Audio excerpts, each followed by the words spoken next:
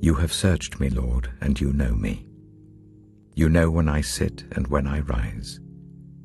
You perceive my thoughts from afar. You discern my going out and my lying down. You are familiar with all my ways. Before a word is on my tongue, you, Lord, know it completely. You hem me in behind and before, and you lay your hand upon me. Such knowledge is too wonderful for me, too lofty for me to attain. Where can I go from your spirit? Where can I flee from your presence? If I go up to the heavens, you are there. If I make my bed in the depths, you are there. If I rise on the wings of the dawn, if I settle on the far side of the sea, even there your hand will guide me, your right hand will hold me fast. If I say, surely the darkness will hide me and the light become night around me, even the darkness will not be dark to you. The night will shine like the day, for darkness is as light to you. For you created my inmost being, you knit me together in my mother's womb. I praise you because I am fearfully and wonderfully made. Your works are wonderful. I know that full well. My frame was not hidden from you when I was made in the secret place, when I was woven together in the depths of the earth. Your eyes saw my unformed body. All the days ordained for me were written in your book, before one of them came to be. How precious to me are your thoughts, God. How vast is the sum of them. Were I to count them, they would outnumber the grains of sand. When I awake, I am still with you. If only you, God, would slay the wicked. Away from me, you who are bloodthirsty. They speak of you with evil intent. Your adversaries misuse your name. Do I not hate those who hate you, Lord, and abhor those who are in rebellion against you? I have nothing but hatred for them. I count them my enemies. Search me, God, and know my heart. Test me and know my anxious thoughts. See if there is any offensive way in me, and lead me in the way everlasting. I lift up my eyes to the mountains. Where does my help come from?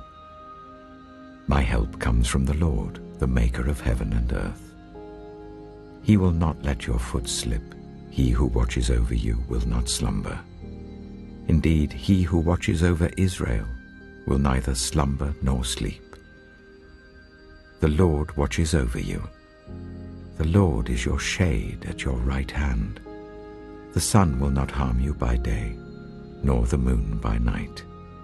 The Lord will keep you from all harm. He will watch over your life.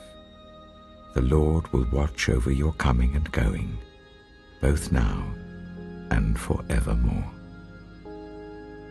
Jesus called his 12 disciples to him and gave them authority to drive out impure spirits and to heal every disease and illness.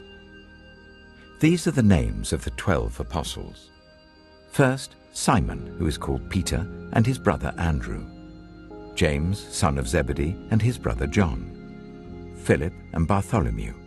Thomas and Matthew the tax collector. James, son of Alphaeus and Thaddeus. Simon the Zealot, and Judas Iscariot, who betrayed him. These 12 Jesus sent out with the following instructions. Do not go among the Gentiles or enter any town of the Samaritans. Go rather to the lost sheep of Israel. As you go, proclaim this message. The kingdom of heaven has come near. Heal those who are ill, raise the dead, cleanse those who have leprosy, drive out demons. Freely you have received, freely give. Do not get any gold or silver or copper to take with you in your belts. No bag for the journey, or extra shirt or sandals, or a staff, for the worker is worth his keep. Whatever town or village you enter, Search there for some worthy person and stay at their house until you leave. As you enter the home, give it your greeting. If the home is deserving, let your peace rest on it. If it is not, let your peace return to you.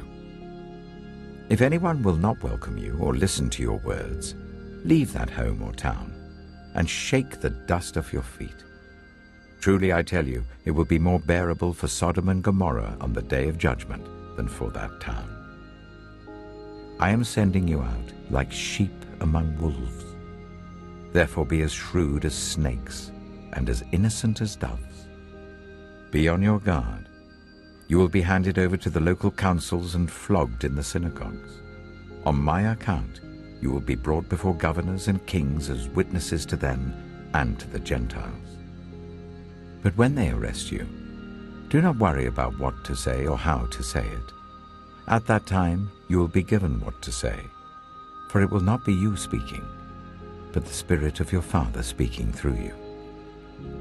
Brother will betray brother to death, and a father his child. Children will rebel against their parents and have them put to death. You will be hated by everyone because of me, but the one who stands firm to the end will be saved. When you are persecuted in one place, flee to another. Truly I tell you, you will not finish going through the towns of Israel before the Son of Man comes. The student is not above the teacher, nor a servant above his master. It is enough for students to be like their teachers and servants like their masters. If the head of the house has been called Beelzebul, how much more the members of his household? So do not be afraid of them, for there is nothing concealed that will not be disclosed, or hidden that will not be made known. What I tell you in the dark, speak in the daylight. What is whispered in your ear, proclaim from the roofs. Do not be afraid of those who kill the body but cannot kill the soul. Rather be afraid of the one who can destroy both soul and body in hell. Are not 2 sparrows sold for a penny? Yet not one of them will fall to the ground outside your Father's care. And even the very hairs of your head are all numbered. So don't be afraid. You are worth more than many sparrows. Whoever acknowledges me before others, I will also acknowledge before my Father in heaven.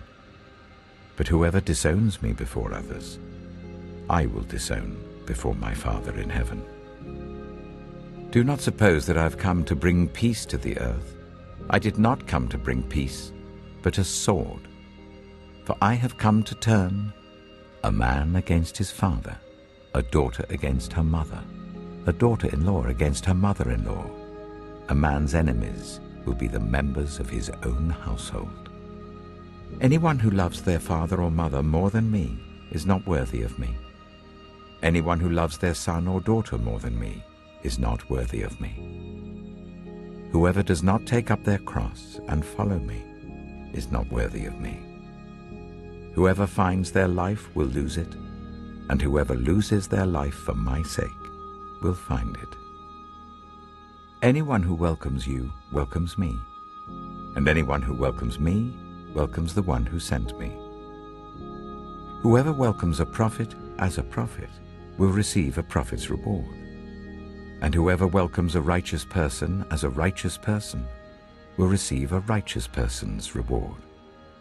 And if anyone gives even a cup of cold water to one of these little ones who is my disciple, truly I tell you, that person will certainly not lose their reward. For anyone who enters God's rest also rests from their works, just as God did from his. Let us therefore make every effort to enter that rest, so that no one will perish by following their example of disobedience. For the word of God is alive and active, sharper than any double-edged sword. It penetrates even to dividing soul and spirit, joints and marrow. It judges the thoughts and attitudes of the heart. Nothing in all creation is hidden from God's sight. Everything is uncovered and laid bare before the eyes of him to whom we must give account. Therefore, since we have a great high priest who has ascended into heaven, Jesus, the Son of God, let us hold firmly to the faith we profess. For we do not have a high priest who is unable to feel sympathy for our weaknesses, but we have one who has been tempted in every way just as we are, yet he did not sin. Let us then approach God's throne of grace with confidence, so that we may receive mercy and find grace to help us in our time of need.